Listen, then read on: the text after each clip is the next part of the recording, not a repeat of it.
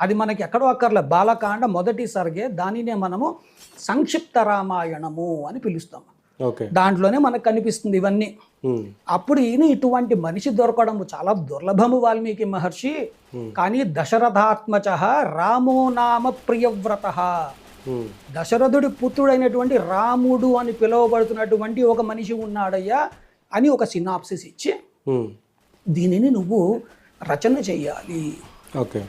దానికి ఏమని వచ్చింది? రామాయణము అంటే రాముడి నడక. ఓకే.